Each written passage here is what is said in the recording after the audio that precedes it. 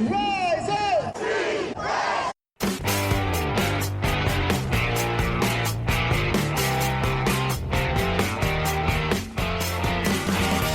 This is the Rise Up See Red podcast, all about the Arizona Cardinals and the NFL, featuring insider and outsider perspectives. Enjoy the best hour of Cardinals talk on the web.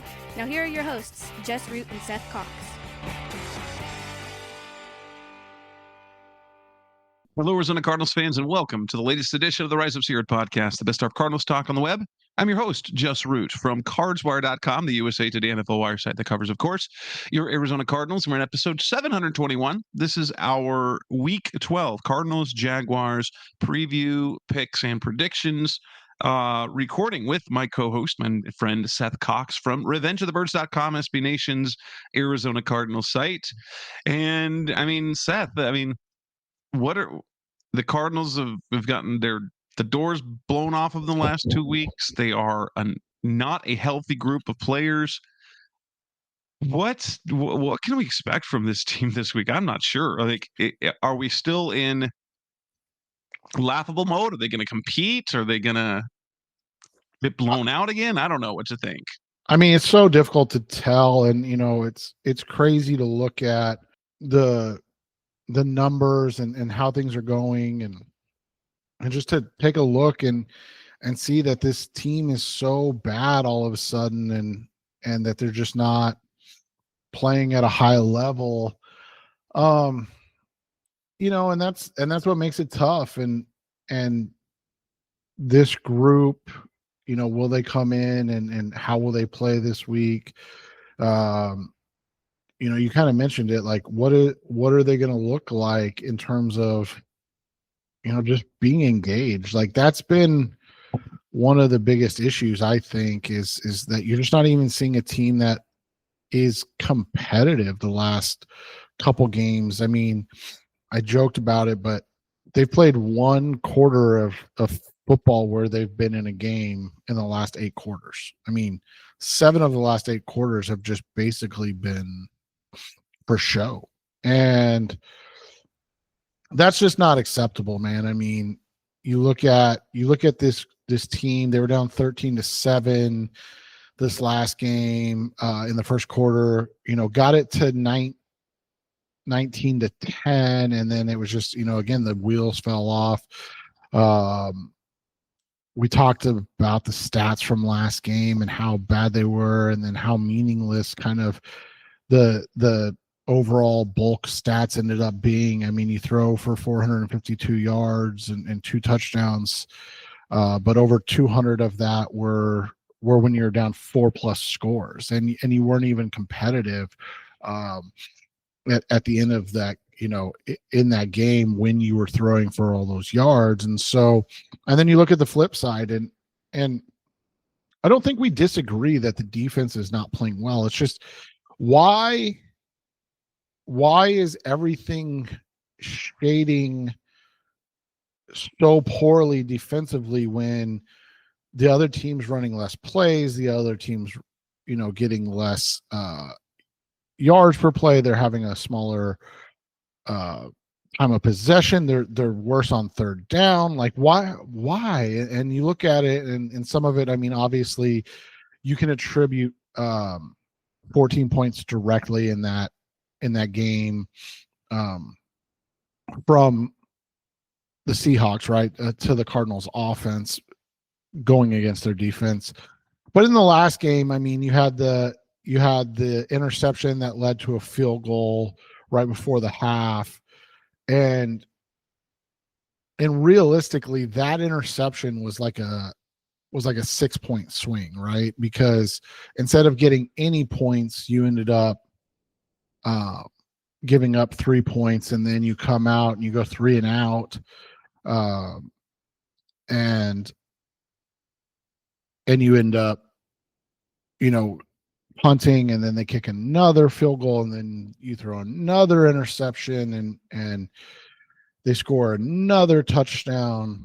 I mean, the ironic thing was, everybody was so upset and understandably about the Elijah Higgins fumble at the goal line, but they finally got a 3 and out after that. like That's true. that was like the first time. And so that's, and I've barked about it since the beginning of the season. It kind of fell on deaf ears, and now it's all the defense's fault. The offense is phenomenal, and this is all the defense's fault. But you and I have talked about it from the beginning. It's like there's no complimentary football. Like as soon as this team scores, what happens? Well, the other team scores immediately. Like there's no getting a stop and getting back off the field. And so, that's one of the things that you look at and that you see, the offense's ineptness, and you go back to that last game. There was a sequence where the Cardinals only had 15 plays. And that covered almost the entire or half of the second and almost the entire third quarter. So it encompassed basically an entire quarter, and they had 15 plays. And ironically, again, the defense only gave up 16 points in that time, where the offense basically was just not on the field, right? Like, and so that's what's missing more than anything is you get that touchdown early in the game, right? And what happens immediately after that? They force a punt, and you're like, oh, okay, this is going a good way. All right, they gave up 2 touchdowns early, but we can chalk one up to special teams, right? You give up a 90 some odd yard kickoff return, they get to go to start the game at the 1 yard line, right? Then you score a touchdown, and then you punt on your first possession. They score another touchdown. Okay, that's on the defense, definitely, right? Like that's definitely on the defense. But then you come out and you score a touchdown, and the Cardinals force a punt, and you're almost like, okay, 13-7, they're coming back. And what happens? They miss a field goal. And then it's like the wheels fall off, right? It's like one misstep on either side of the ball and the wheels completely fall off. And we go back and you have 6 or 5 empty possessions in a row. Meanwhile, the counter to that is the 49ers score 16 points without, any pushback. And so you look at this week and you look at that Jacksonville Jaguars team and you go, oh man, this could be bad. The lines moved a little bit. I know we'll get to that shortly. Not much, not anything crazy, but it's moved a little bit. And everybody's kind of just looking at it going, I don't trust Jacksonville. But man, the Cardinals are bad. Like, man, that's exactly it. They're just exactly like a bad team. Yeah, doesn't this Jacksonville team kind of channel the Cardinals last year, right? Yeah. And you look at it, they're, obviously the Cardinals were 6-4 last year. Yeah, and obviously kind of the same spot. The counting stats are easy. You look at it. Trevor Lawrence is thrown for 2,150 yards, 11 touchdowns to 8 interceptions. He's completing sub 60% of his passes, which is just basically unheard of in today's NFL, right? Like completing less than 60% of your passes is just not something that you see. But he also has 5 rushing touchdowns. So he's got 16 total touchdowns on the season. He's using his legs a little more, 181 yards rushing on the season, which again, not something anybody really expected, right? Their phenom rookie wide receiver, Brian Thomas, the guy that was, clearly better than Marvin Harrison Jr. And the Cardinals should have taken over Marvin Harrison Jr.'s having a down second year. I mean, you mentioned it, 6-4, but he's only played in 8 games. Has not had a 100-yard game this season, has 1 touchdown on the season. It's just one of those years you look at some of his games, right? He, opens the season 1 for 11, but then goes for 4 for 49 and 2 for 55 and 5 for 49. And you're like, okay, he's getting back on the track and 4 for 80 and then 8 for 90. Uh, and then they just kind of, goes back into second receiver, not doing a whole lot of stuff. Like it, it's interesting to see that happen, especially when you're not looking at anybody that's really had any success this year. I mean, Travis Hunter, the dynamic second overall pick in the draft, he's done for the year with an injury. He had a decent enough season as a receiver. Had a decent season as a corner. But really, overall was just unable to hold up, right, to the physicality and the overall demand from the NFL, which was a concern for a lot of people, right? Like it's not like it was something that people didn't bring up.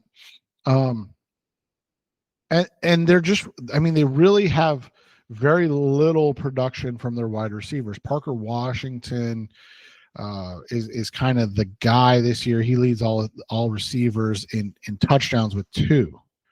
Brian Thomas, Travis Hunter both had 1 touchdown. Diami Brown has 1 touchdown. Their leading tight end, Brenton Strange, has no touchdowns. Travis Etienne, their lead running back, who we'll talk about, has a touchdown. Jacoby Myers, who they just traded for, he hasn't fairly done, anything this year, and that's understandable. But yeah, Hunter Long leads everybody with 2 touchdowns. So it's like what? And so it's just their offense really makes no sense despite all the investments on the offense.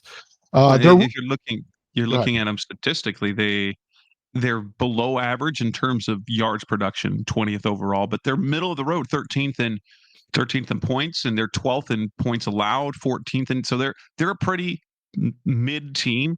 But there's 2 things they do really well: they run the ball well, and they stop the run incredibly well. And they've put up points recently, and for me, that's a concern for the Cardinals, because the Cardinals and their defense, they've given up aside from the Dallas game. It's been 31, 27, 27, 44, and 41. Although we can knock off 14 points, you could say that the defense gave up 30 points to the Seahawks. But the last 3 weeks for the Jaguars have been 30, 29, and 35. So they've got things figured out kind of offensively. It's just that they're a bad defense, and so they're a bad pass. They're a bad pass defense, which lines up great for the Cardinals, right? I mean, that's ideal because the Cardinals can't run the ball. But Trey Benson's back, so Drew Petzing might change his ways. Right, exactly. So you look at all of that, and it goes to show, like, if you can run the ball and stop the run, even in today's NFL, you're still an effective team. I mean, like you mentioned, they're 20th in yardage, but they're 8th in rushing yards. They're 4th in rushing touchdowns, but they're 2nd in yards against. And that kind of goes to show what they can do. And you go back, you go back 2 games ago where they lost to the Houston Texans 36-29 in Houston. And that's kind of the game that you look at and you go, what is this team? I mean, they scored 29 points, but they had 213 yards of offense total. That's abysmal. And by the way, that 29 points, that would be the most the Cardinals have scored this year. So you look at something like, 213 yards of offense, but they scored 29 points. That's less than any Cardinals game all year in terms of total yards of offense. Their passing output in that game, they had, I think, 119 yards passing total. Yes. And they turned the ball over twice. Now, granted, that defense completely collapsed, giving up the 26 points in the fourth quarter. But and that's just it. Like you kind of look at everything, and it's just this is a team that after the bye week, they're scoring points fairly easily, and it's just whether or not they can get enough stops. And to your point, Jess, outside of that game against Houston, they have been able to, but it should give the Cardinals a little hope that, if and when they do get down, that they're able to really rally, because I mean, it was Davis Mills that rallied that team, right? They were down 29-10 with under a minute and a half to go in the third quarter, and they won that game 30-29. I know they scored with no time left on a pick six by Sheldon Rankins, but like they really, and it was Davis Mills who really propelled that game for the Texans. And so you look at that, that's all positive stuff for the Cardinals, especially when you're talking about a team that just can't run the football. Yeah. Travis Etienne having a nice year. He's basically the motor of the offense, is he not?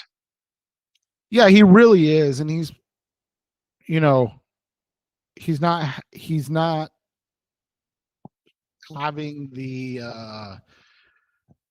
like high level in terms of big plays, but he does a great job of kind of grinding out different type of runner. So I don't want people to mistake this, but similar to what we saw with like James Conner, right? You look at his games, especially the last several, just those 3 games after the bye week, he hasn't averaged over 4 yards a carry. But he's got 84 yards on 22 carries, 58 yards on 16 carries, and 73 yards on 19 carries. And he's got 3 touchdowns. It's just become a guy that kind of leans on you and then is able to like finish games strong. And he's on pace for a career high in carries and yards and touchdowns. And so we'll see how that goes, because again, this is a guy that in his career he's been a guy that has shown more explosion. But this year, especially after the bye week, it's been very, very grinded out, very, kind of, like I said, James Conner-esque in how he's achieving those yards.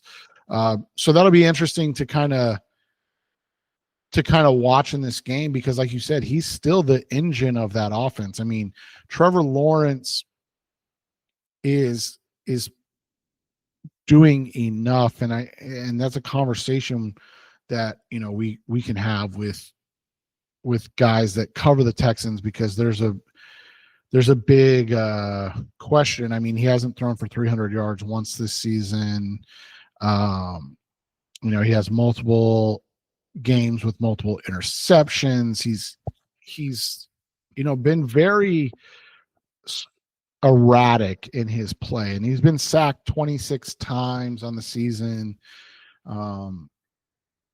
But he's also led 3 game-winning drives this year. So it's kind of that scatter shot, right? Of like, oh, he's not playing well, and then it's like, oh, here you go. It's this Jaguars team and Trevor Lawrence, it feels a lot. They seem to be quite similar in traits to the Cardinals a year ago. You could say the same thing about what Trevor Lawrence and Kyler Murray. First overall pick was expected to be like Trevor Lawrence was lauded like, best quarterback prospect since Andrew Luck, and he just hasn't quite been as good as people hope, but he's been, like this year, good enough, not great. And he does have the clutch. Like Kyler will have ho-hum games and then come up big late in the game as well. It's very, very interesting how this Jaguars team kind of looks and feels like last year's Cardinals, and only they're kind of going in the right. We'll see, because the Cardinals were 6-4 and then fell apart. We'll see, and they have a winnable division for sure. They do, and you look at it, they have both games against Indy left, but they also have both games against Tennessee left on the schedule. So they have a favorable schedule coming up here, right? I mean, you look at it, they're at Arizona this week and then at Tennessee. And if you're a Jacksonville fan, you're basically saying we have to be 2-0 coming out of that, because then you have a huge matchup first week of December against Indy, who's the team leading the division, right? And so those are how you would look at it. But at the same time, when you look at it, you see that there is a lot that needs to be fixed. The first thing is that we mentioned, the passing game. Can you win games, especially late in the season, when you're only getting 150 yards from your quarterback? But on the flip side, if you're running for 200 yards, does anybody care, right? We mentioned ETN, but a guy that post bye week has had a couple productive games is rookie Bashal Tootin, a guy you and I talked about, coming out of the draft. He's a speedster. Yeah, and the way the Cardinals have, played the run two of the last 3 games has not been ideal. And that's what's so hard about that San Francisco game, is they only gave up 281 yards of offense, but there were so many short fields. There were so many easy matriculation or no matriculation, because they just had 1 or 2 plays, right? And they didn't offer, they didn't slow Christian McCaffrey at all. They didn't slow George Kittle at all. It was right. When I looked at the stats, I'm like, wait, what? Under 300 yards of offense and 41 points. Right. And that's crazy. It is. It really is. And again, you can blame the defense. Absolutely. I'm not saying you can't, but so much of it is about the lack of complementary football that we're seeing from this team. And we have been from the jump. And again, I go back to the Cardinals were down 35-10 in the second quarter. And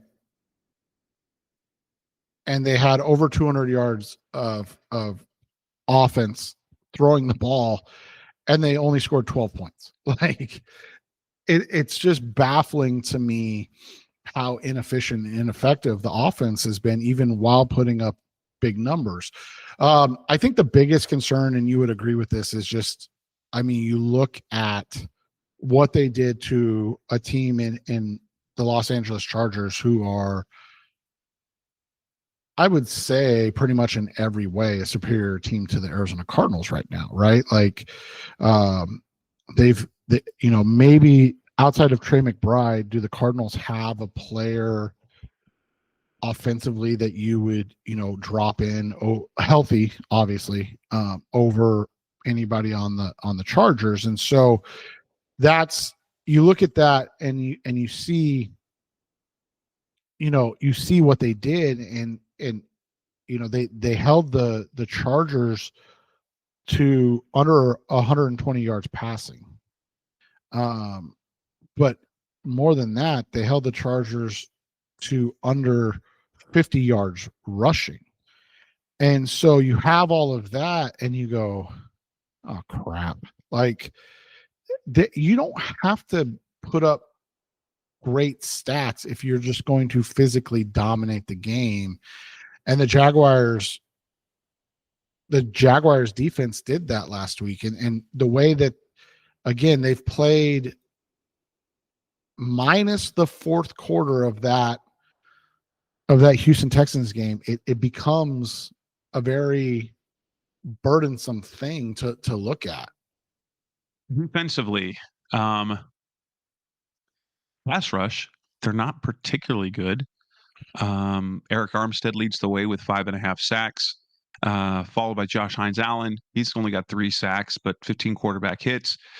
We get to see. It's fun because guess who's a starter on that defense? That would be none less than Dennis Gardeck, who's starting. He's playing a 4-3 off-ball linebacker, which is more like a rush linebacker, but kind of it's the position he started when he came into the league in 2018.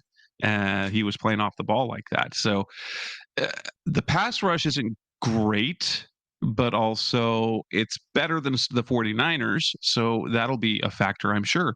Eric Armstead, though, still really good. He, at age 32, he's quietly been a kind of he was kind of disappointing for a little while, right? For the first few years because he couldn't stay healthy. Then he had the big year in San Francisco in 2019, 10 sacks, and he played for a couple more years there. And then he's been with Jacksonville the last 2 years, and last year was a rotational guy. He's been a starter all this year. The sack production is up again. How do you like this pass rush against? Well, when we talk about matchups, we don't know who the starting offensive line is going to be this week. No, you don't. And that's, one of the things you look at and you go, this is what the issues are, right? And so we don't know who's starting on the offensive line. Is it better than the Chargers offensive line? It should be. I'm not going to say it is, but it should be. But, did that matter last week? I mean, that's what gets me more than anything is you have that game last week where everybody's like, you threw for 450 yards and didn't give up any sacks. And I'm like, and you lost by 20. Like, and to be fair, you weren't even competitive in that game. That's such a weird. I mean, they didn't blitz at all. They basically just brought 4, dropped 7, dared you to beat them, and you literally couldn't do anything productive until the fourth quarter. I mean, it was kind of a baffling thing to me to celebrate that. But when you look at this week, you think on paper there should be improvement, right? We've seen that this team has had decent protection at times, but at the same time they've struggled, when in certain games. So will they be able to hold up against a mediocre? I mean, that's probably at best mediocre Jags pass rush. But when the Jags do get home, they get home and they get home aggressively. I mean, they knocked out Justin Herbert last game. And then the bigger concern is, and I think you'll agree with me, Jess, is like, if you can't run the football, if you're dropping back 57 times in a game, and I think it was actually more than that because he had a couple scrambles, but if you're dropping back, 61 times in a game, you should put up insane have points. You should have points. Yes. Yeah. And so like to only score 44 points the last 2 weeks, despite throwing the ball at a breakneck pace, it feels like really nothing good came of that. And you and I talked about it. It's little things like the 49ers having more or the same amount of first downs, but having 20 less plays. Like you're not doing anything efficiently with all those extra plays. Like the 49ers, 20 less plays. And they had the same amount of first downs. And you're like, well, you're just not efficient then. And so that's what the concern is like there has to be complementary football from the Cardinals, but there has to be some efficiency and some purpose and meaning behind these numbers, because the reality is it's kind of just been for nothing, right? These numbers that people are excited about haven't mattered. Like they genuinely haven't mattered in the game itself. Coming up next on the Rise of Zero podcast, Best Our Cardinals Talk on the Web. Let's move on. Let's talk about the particular matchups, the keys to Cardinals winning, matchups that matter. That's coming next in Rise of Red. We're back on the Rise of Zero podcast, Best Our Cardinals Talk on the Web. Cardinals Jaguars this Sunday afternoon, 2:05 p.m. Arizona time from State Farm Stadium. What are we going to look for? Well, I think one of the things that the Cardinals are going to have to do is that they have to, if they're going to pass the ball at the rate that they're doing, they can't fall behind early. They can't do what they've done the last 2 weeks and basically crumble early on, because if there's anything else, Jacoby can't rally the team. Like, it's not like he's going to, like, he might put up numbers, but we've seen Kyler bring the team back from down multiple scores. All Jacoby can do is kind of keep things afloat. And so I guess for somehow they've got to avoid the early nonsense plays, whether that's the two fumble returns for touchdowns, the 98-yard kick return that goes down to the 1. Just they need to avoid that at the very least. Yeah, you have to start on a positive. You can't start 14 or 28, like the last 2 games down, 14-0 or 28-0. You have to, 35-0. You have to start like positively. And the problem is, you mentioned it, the Jaguars, they're not a get out and start fast type of team. Even in that loss, to the Texans, it was 10-0. Then it was 20-10 at half. It wasn't like they got out to 29-0, right, and held on. They're very much a wear you down type of team. So I will say this: if the Cardinals get out to, or if the Jaguars get out to a bad lead with the Jaguars rushing attack, it's probably game over. Like, they're just not, you're not going to stop one of the best rushing attacks in the NFL, especially when you have one of the worst rush defenses in the NFL, right? Oh, geez. And so that matters. And so you look at that from that perspective and you go, okay, how do you combat that? Well, one, you have to, you mentioned it, you have to start the game without, not in this hole. You cannot start off in this hole that you have started in the last 2 weeks. I don't mean to speak negatively of the Jaguars, but I don't think they're as good of a team as the Seahawks or the 49ers. Right. I mean, nothing about them says that. They don't have the same talent. But yeah, and so if they jump out to a lead like the 49ers and Seahawks, we'll kind of really see how cooked this Cardinals team is, I think. Well, and that's the problem is you just don't know what to expect because there hasn't been anything positive to expect, right? Like there hasn't, I mean, after the Cowboys game, it was like, okay, let's see, and I almost laughed because after the Cowboys game, when it became like, oh, this is Jacoby's team, and then it was like, oh, but we shouldn't expect too much when they go up against the Seahawks, right? It's like, why? If you're upgrading at quarterback, you're coming off a win on the road.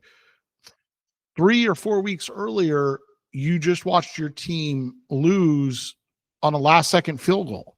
Like, if anything, you should be going, oh man, we're right there now. Like this, we upgraded at quarterback. We should be looking at this game going, oh, we're literally right where we need to be, and we're about to take that next step because we fixed, the issue of quarterback. And instead you come out and you just get boat raced. And then it's like, and people were like, well, what were you expecting? And it's like, but you told me that it was better. So that's what I was expecting.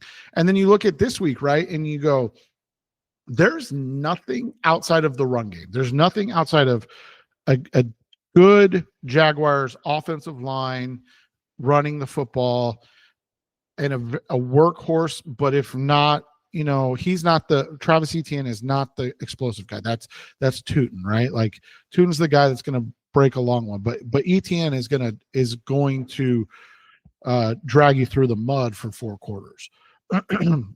So if you come out and you get down early to this team, it's like, what are you doing all week? Like how are you preparing for a game if you have a team that, I mean, again, their record wise, numbers wise, all that stuff, yes, I understand the Jaguars are better, but on paper, they're an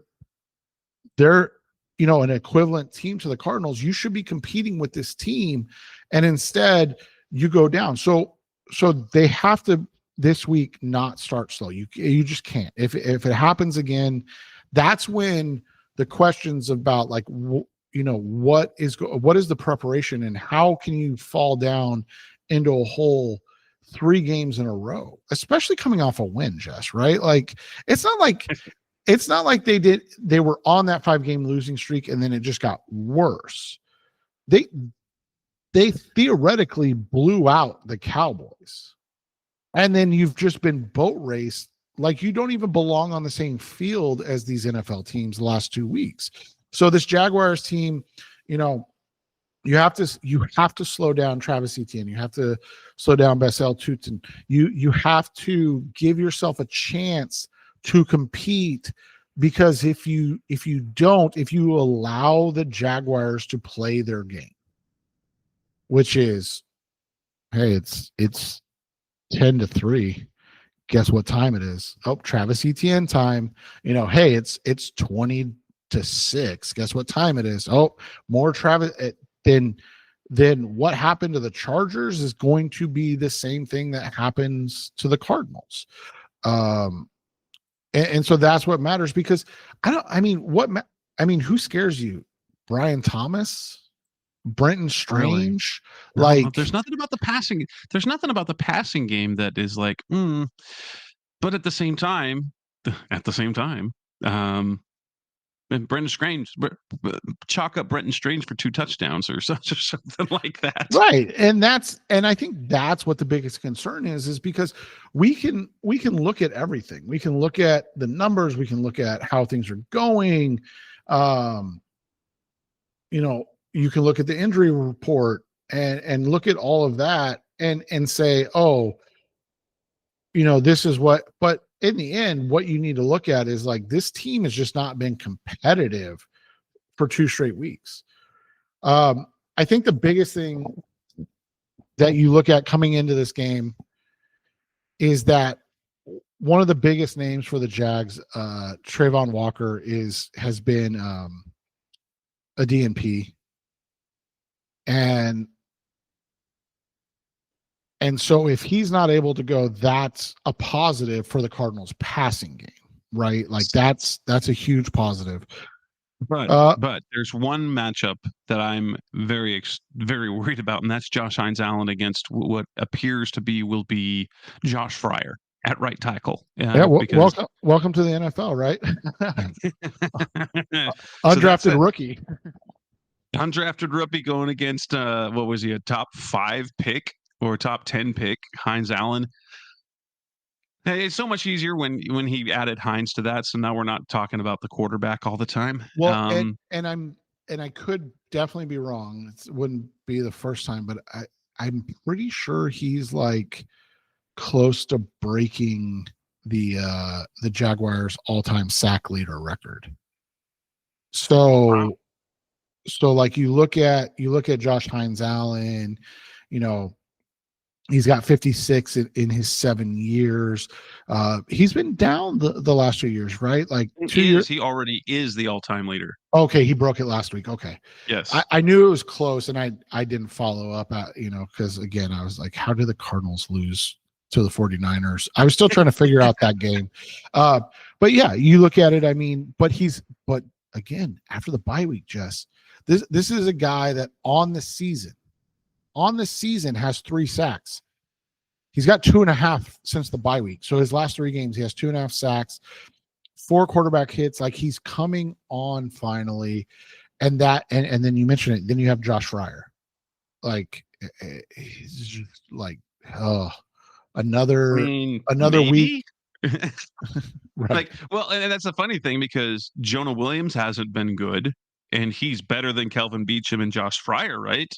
So yeah, I mean that was the funny thing is like, it goes back to some of the conversations of like, well, you gotta upgrade for Jacoby Brissett, and I'm like, but he's had the healthy offensive line until last week. Like, what do you mean upgrade? I'm so confused. like what are we talking about? Maybe I'm missing something here.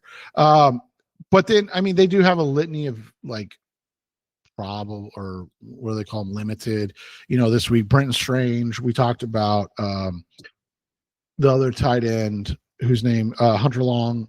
Both are limited. Brian Thomas is limited again with an ankle.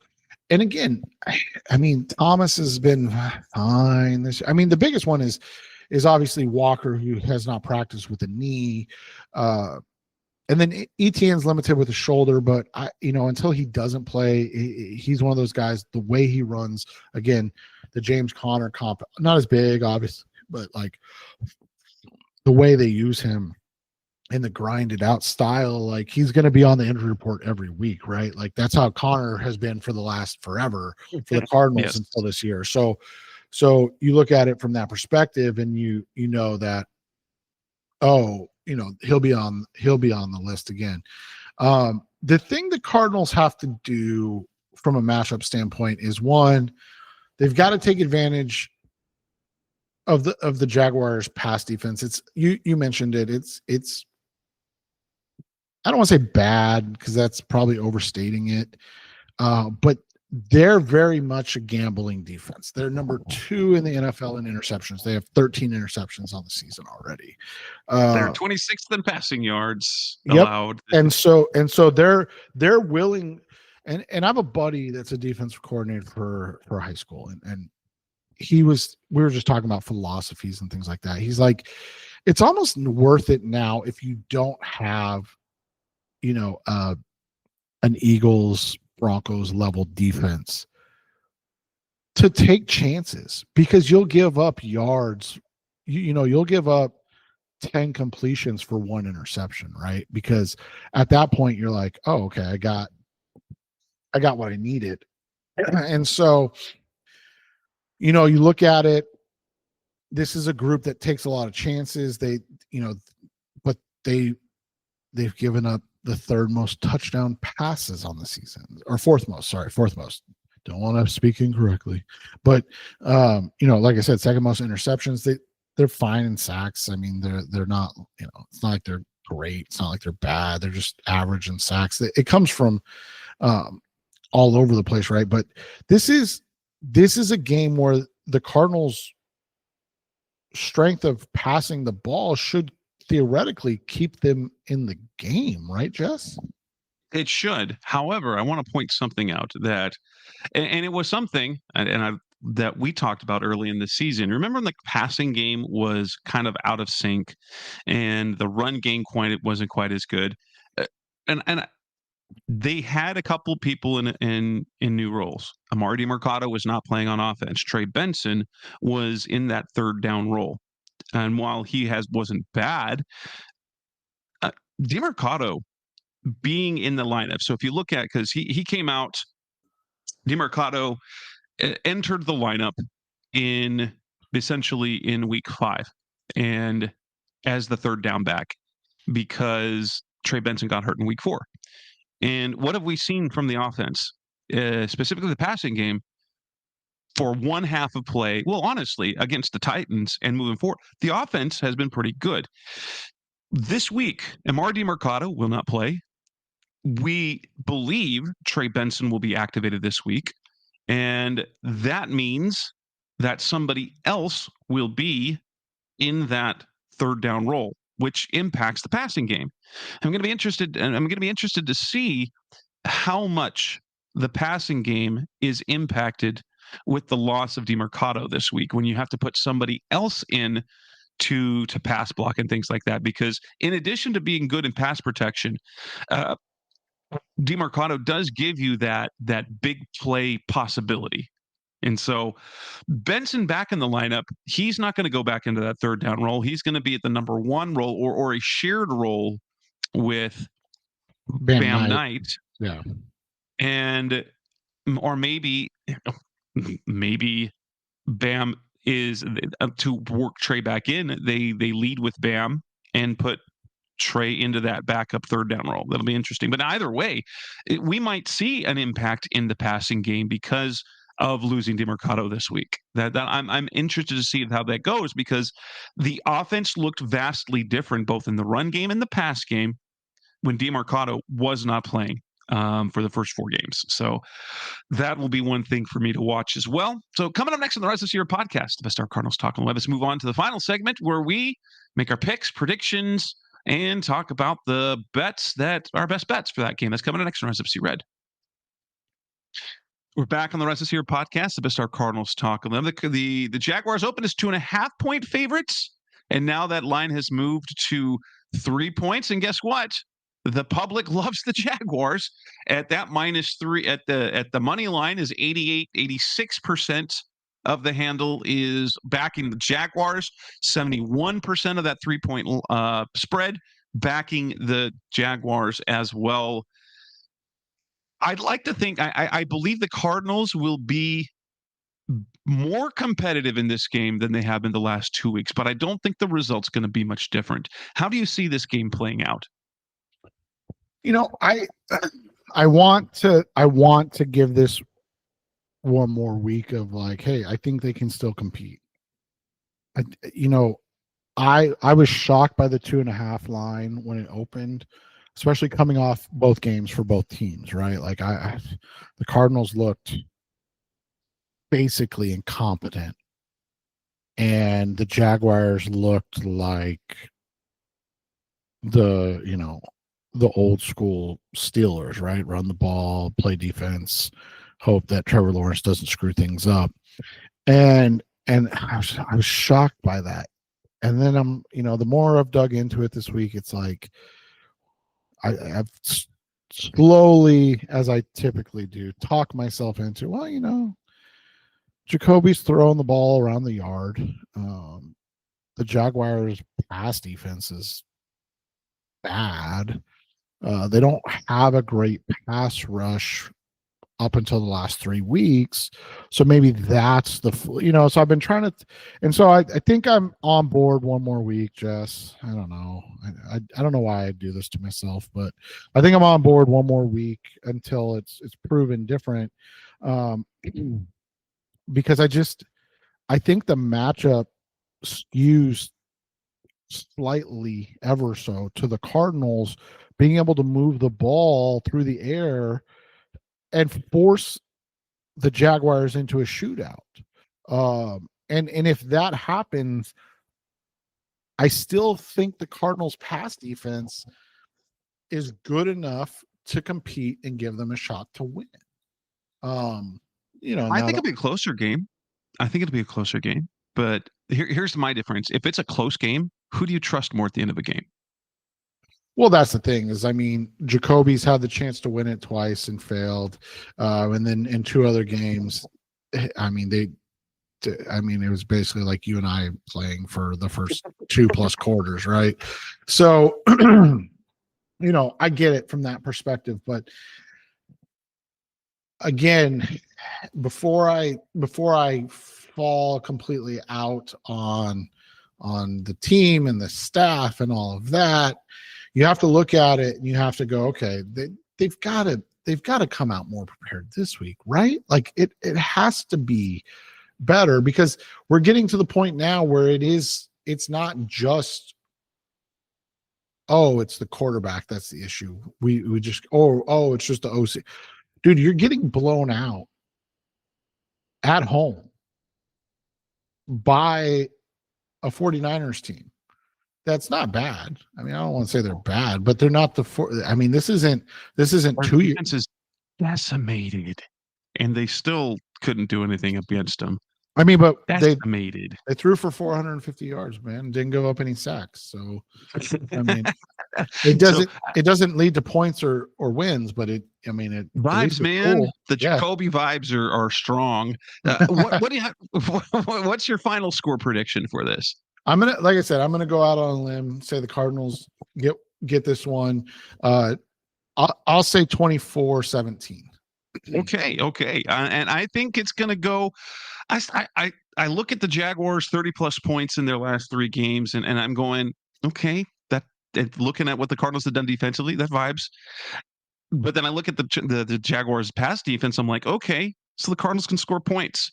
But what have we seen from this team? That they're going to have to hold them, because the Cardinals are going to score between 22 and 27 points, and I think that's kind of they're consistently going to get that. But I don't think that the defense is going to be able to slow them down.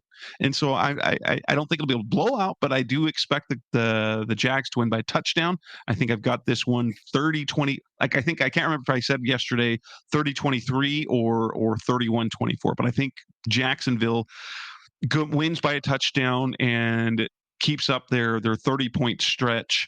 And they win, they cover, and we go with the over as well. So that gives me, so if I am looking at the spread, so I like I get like the Jags to cover, but if I want to make it a little more, so if I push that to 5.5, you can get that at plus 130.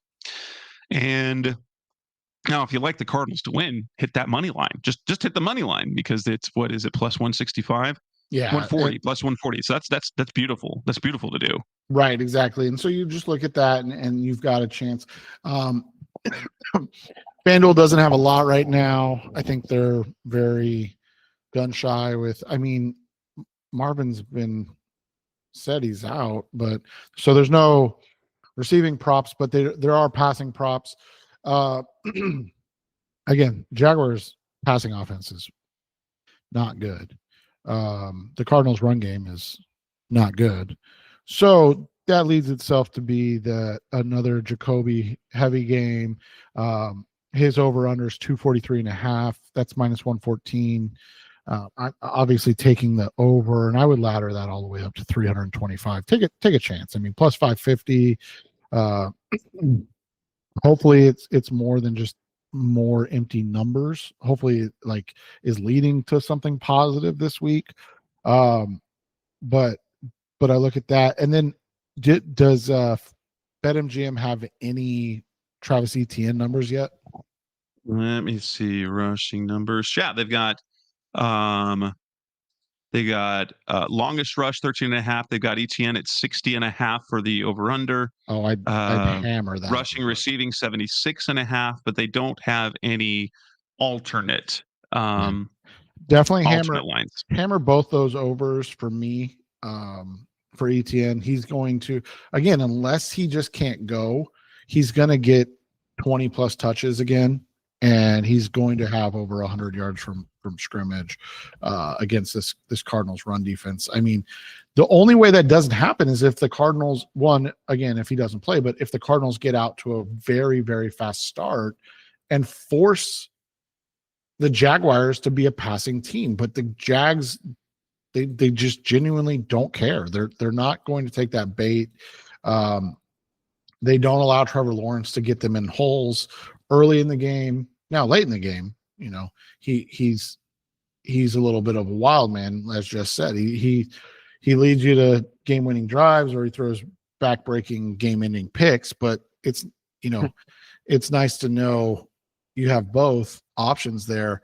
But overall, like I said, this is a game where I think it's going to be more heavy Jacoby, and they're going to need Jacoby to really take the lead in this one if they're going to have a chance. Well, and I'm looking here at some of the receiving props. There was really no value in any of the receiving props because you've got for Mike on BetMGM, the only 3 Cardinals pass catchers are Trey McBride, Michael Wilson, and Greg Dortch. The only one for the Jags is Brian Thomas. And to hit the over on any of them is the juice. It's not great. -130 for McBride, over 7.5 catches. Over 4.5 catches is -145 for Michael Wilson. -150 for Brian Thomas, over 4.5, and -165 for Greg Dortch, over 2.5. Then you go the receiver. I do like Trey McBride's over at 78.5, and there is the 100 plus gets you plus 185. Yeah, I don't know. I don't know if I'm gonna, like, you can get Michael Wilson at plus 450 over 100, or at least 100 yards. I don't know if I'm ready to go to that well again. I feel like last week, and just like any big Marvin Harrison games, you get the big game and then it's going to be something less, I think. But maybe, because who else is going to catch the ball? Well, but here's the other issue, Jess, and like, this is a conversation we can have after the game, but I think it's worth at least putting out there. What the expectations and kind of the like odd conversations that have occurred around not just Jacoby Brissett, but now Michael Wilson. It's like now you're putting expectations on guys that have never really produced at that high of a level to have those expectations.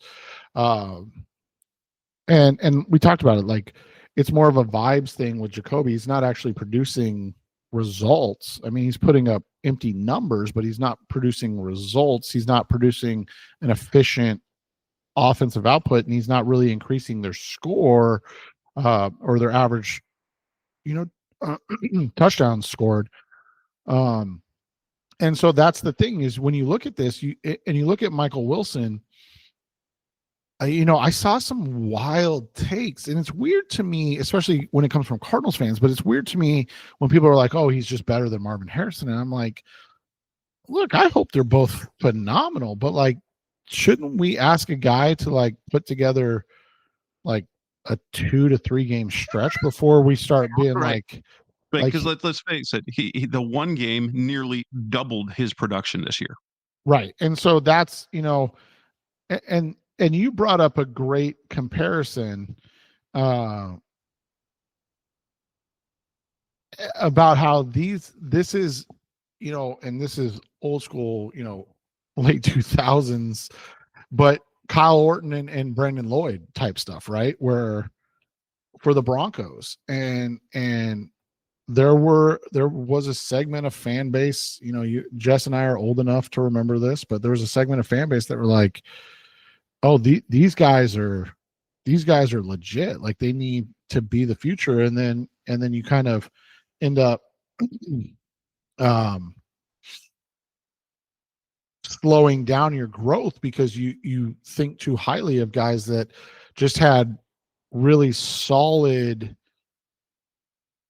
stretches and not great careers. And so that's what'll be interesting. And again, Jess and I would love to see Michael Wilson become a star, like star. That would be amazing. Fun. That'd be, and the timeliness of it in year 3. That would be really good for him too.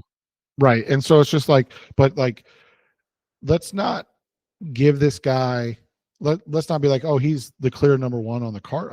I've seen those takes, and I'm just like, hey, can we just let the guy have a second good game before, like, we are like I just want him to play like 3 games in a row where you're like, oh, okay, he's put up those numbers, like he's playing at a high level for 3 games in a row. So, it'll be interesting to see how that, like, if it doesn't happen this week, like, are we just all going to turn on? I mean, I know you and I are not, but like, is everybody just going to like, oh, see, you guys are, it's like, let's just see how this all unfolds before we start crowning or destroying or like taking shots at other players that are also on the Cardinals. Like, let's just wait and see how this all unfolds. So, and geez, but yeah.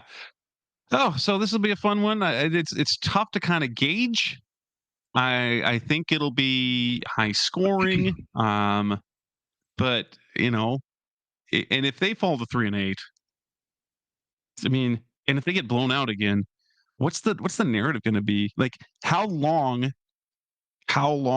can volume numbers in losses support the vibes? Yeah, and that's the problem too. Is you look at how this has gone, and how long can you wait until you're seeing actual like positive results? And like you said, I think that was an apt comparison. 20. So it was 2010. Kyle Orton. You look at his first 5 games of the season, you're like, dude, this is an MVP. And remember when Cardinals fans wanted Kyle Orton? Mm-hmm.